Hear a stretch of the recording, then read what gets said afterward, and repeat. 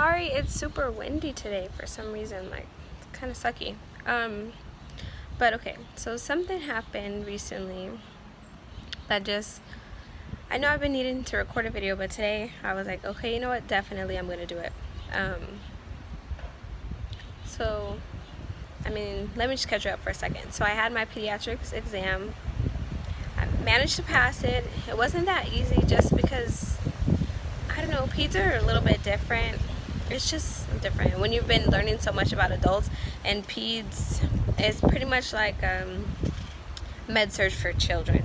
I don't know how else to describe it. You go over the same systems in the body and like abnormalities and genetic disorders that they could have, developmental disorders, things like that. So it was just a lot of information to take in a very short amount of time with how our schedule was. But what was really cool about peds that we did was we went to a preschool and we got to pretty much do an assessment, or try to do an assessment, just of respirations, avicals, and what do we do?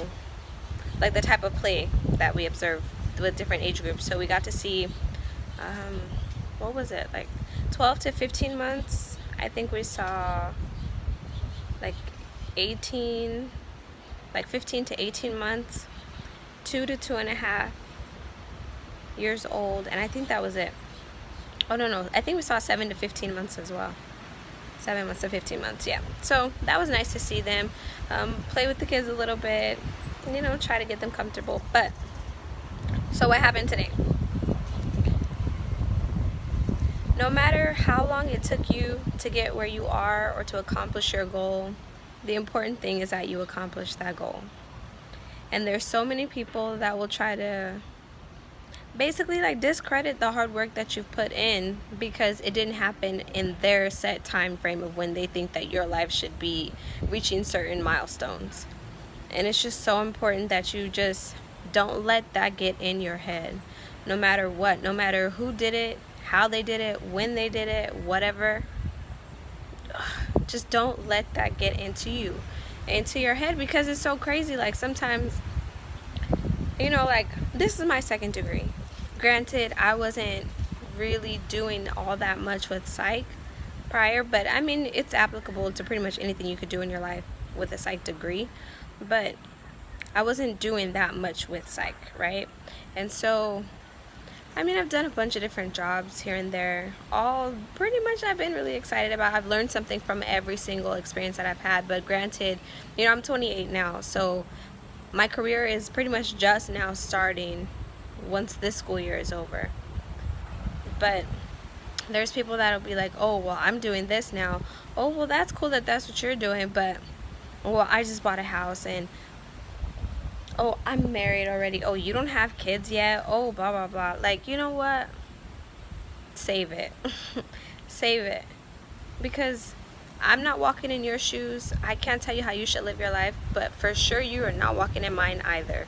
And I bet you that there are some things that I've done in my life, some things that I've experienced, some chances that I've been willing to take that other people, they would just shy away from. So, not that I'm necessarily comparing, but I just think it's so frustrating, the fact that you could hit something that's a goal in your mind for yourself, right? For your journey. And to just share that with somebody just out of pure excitement and how proud you are of yourself for accomplishing that goal. And then for somebody to be like, oh, that's what you're doing? Like, excuse you? Like, oh my gosh, you are such a hater, Oh, people sometimes are so frustrating. But anyways, not to be like a downer about everything, I'm just saying there's some things that I'm doing that may not have fit the time frame of what everybody else thought I should be doing in my life right now. But I'm proud of myself for being where I am today. Like I said, this is my second degree. So going through school the first time around, I always wanted to do nursing. For whatever reasons, and financial aid and everything else, I had to switch my major because I had too many credits to have not been in a nursing program once I moved back to California to go to school. So I had to change my major, or else school wasn't going to get paid for. So I changed my major, and I always wanted to do nursing. always. Even I would ask my psych professors, like, is there a way for me to merge psych with nursing? Because I love psych. I think it's very interesting to see what motivates people to make the decisions that they make in their lives. But I also want to know how I could blend that in with the passion that I've always had for nursing. And there's been so many people along the way that basically told me to give up. And sometimes straight up, like, you know what, this is taking too long, you're not in yet, maybe it's time for you to explore other options, blah, blah, blah. But it's just a matter of me knowing what I'm capable of. And I wanted to do it. It meant enough to me to keep pushing at it. And I set a like a time frame, if you will, in my mind for when I should have been in a program and when I should be done with the program and everything else like that. I just set a limit for myself because, yes, it's a dream. Yes, it's a goal that I have. But if I don't have a plan for it, how I'm going to get it done, it's just an idea. And I didn't want to be held down by an idea for years and years and years to come while my life just went on. I just didn't want that. So the fact now that I'm almost done with the program, I do get some support from people to be like, you know what, I'm so proud of you for not giving up. I'm so happy that you stuck with it. There's a lot of people that would have given up. And that's coming from the same people that told me I should have given up. And that's just because I didn't fit the mold of what they wanted for my life. You understand what I'm saying? So, whatever. Now that the rant is over, basically, if it's something you want to do, just put your mind to it. Have a plan in mind. Get all the help you can. Find a way to make it work. Find a way to accomplish that goal.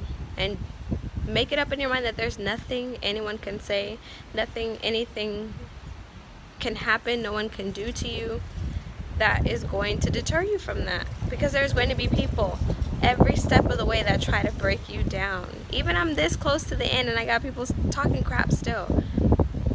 There's always going to be someone who's not happy that you're happy. Period. And you just have to accept that, acknowledge it, and decide to remove those people from your life. Because that's not a real friend. And I don't care if that's blood, that's not family. You understand what I'm saying? Okay, now that that's over. So, studying. A tip that I can give you for studying for ABSN programs, general BSN programs, school in general, is to find a way, a method of studying that works for you, that is effective in you to retain the information, not just memorize it for the exam. Because that sometimes, I mean, like, honestly, who doesn't do that? You study what you need to know for the exam. Like, you could be assigned 4 chapters, right? And your whole goal is to ask your teacher, like, what out of these 4 chapters do I need for the test? Is this on the test? Because if it's not on the test, I'm going to skim over it. And it may not be on your test, but it's probably going to be on your boards. It's probably going to be on the, like the capstone or like the ATI exit exams or whatever. That material is probably going to be on one of those exams. So study in a way that's effective for you to maintain the information, retain it. Do flashcards if that's what works. Do practice exams if that's what works. Quizlet has flashcards that's generated like for different sections or different subjects that you would read about in your book, and that you do like the ATI quizzes on and stuff like that. So they have flashcards that are pre-made if you just want to flip through those, and they have like practice tests that'll be generated for like renal, let's just say renal.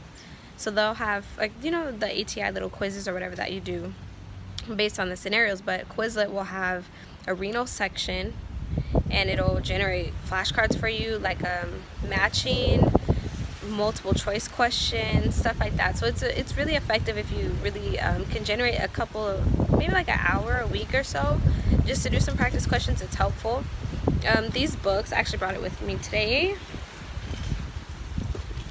Our school did it. I'm sure most of the other schools do it too, but the ATI books. So this one is for like pediatrics, but you have it for every section, or we have it for every section that we've done so far. And it's really, really helpful. Use them. This is like a very condensed version of what your textbook covers. Your book is like, I don't know, let's just stick with renal. So renal chapters are like, oh my gosh, I'm dang, they're suffocating, so windy. Renal chapters, maybe it's like 4 different chapters, whatever you have to read in your textbook. For ATI, renal section is maybe like 20 pages, but it's broken down a lot. You'll get the books when you're in school and stuff like that, but it's really, really helpful. So definitely go over ATI. Let's see, get a study group if you can. If you can find out early, people who like to study in groups, do that. It'll hold you more accountable. I know for Med-Surg, a couple of us that were having a little bit of difficulty, just being honest, we got together and we studied. And how we did it was that we went chapter by chapter, well, section by section. So for, respiratory. So we asked, like, okay, who's having difficulties understanding this stuff for respiratory? So somebody would go up and raise their hand, like, okay, say it was me. So then it would be my responsibility to go to the whiteboard and write down the stuff about respiratory. So my classmates would say, okay, what's ARDS? Acute respiratory distress syndrome. Well, what's ARDS? So I write ARDS on the board and then bring it down, like signs and symptoms, how you would treat it, blah, blah, blah, blah, blah, blah, blah. So that's how we did it. Basically, whatever you struggled with is what you are responsible for teaching to the rest of the group.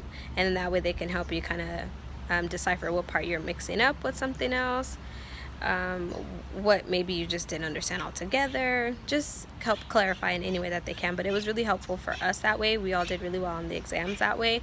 It worked really well for endocrine system because it's a lot of like opposites, like with Cushing's and just Addison's and so on and so forth. When you get to endocrine system, you'll understand, like, a lot of people were getting things mixed up. So it really did help for us to break it up as a group and have different people responsible for covering things. And then even when we were doing cardiac and we had to do the telemetry and like what's VTAC, what's AFib, what does it look like on the EKG strips, and like what it means, what the values are, what you would expect like the heart rate to be for those different cardiac abnormalities. That was tough for me. I wasn't getting it. It wasn't making sense. But once we did it that way as a group and I wrote it down and then trying to figure out, okay, this is the SA node and AV node and blah, blah, blah. Once you break it down with more people and they can tell you, oh, no, that's when the heart gets the first shock to create the heart wave to tell it to beat and things like that. That's when it's like recalibrating, that's when it's recharging, that's when it's sending out a shock, and it just helped a lot to have a group to explain it. So yeah, don't care what anybody else has to say, pretty much. So in conclusion, what it boils down to being successful, and not only nursing school but at school in general, or just anything really, any goal that you have, put it in your mind that what anybody says to try to deter you is not going to work. Remove those people from your life, pretty much, because they're not going to do anything but drag you down and make you more and more frustrated as time goes on. Create a way of retaining the information and allowing it to make sense to you, and stick with that way throughout whatever program that you're in. Get a study group to help you stay accountable, to process different ways of learning, because maybe the way that I understand something is different than the way you understand it, and you can help me get a new perspective on it. So get a study group, use practice quizzes, flashcards, any resource that you can that's going to help cement that material in your mind, because it's going to come up. You will see it again.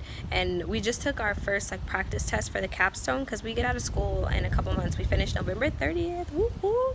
So we just took a capstone, and there was some stuff on there I did not remember. It was asking me about Weber's hearing test. I don't even remember that. That was such a long time ago. So that means I have to go back and study. I have to get on it. So I got to get out my Med-Surg book. I have to get out my fundamentals book. I have to get out my nutrition book for diets. And I just have to do a lot.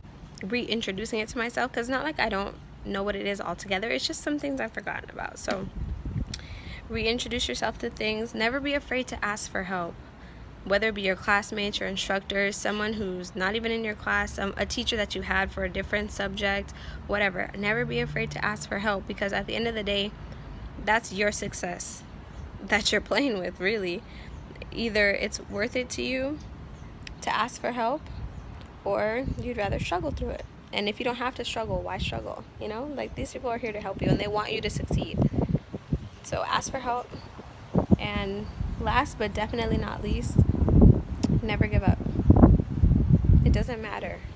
It doesn't matter if it took me 4 years, 6 years, 8 years. November 30th, I'll be getting pinned with my Bachelor's of Science in Nursing. Never ever give up. It's worth it. You're worth it. It's so cheesy. Oh my god. Basically, you get what I'm trying to say. Don't let anybody get in your head. Forget them. Doesn't matter what they have to say. Doesn't matter who they are. Doesn't matter how long it took them. Doesn't matter. Any of that crap doesn't even matter. I'm getting myself through nursing, and everybody else can kiss my beep. Just saying. Hope it was been helpful. If you have any questions, definitely put them in the comment section. Hopefully I get this up sooner rather than later. Sorry it's so windy. Hopefully you can still hear me. I don't know, it's never windy like this over here in Vegas, and now it's like, I feel like I should be calling for Annie M. Like, it's so freaking windy over here. It's crazy. But yeah, it's been real. See you soon.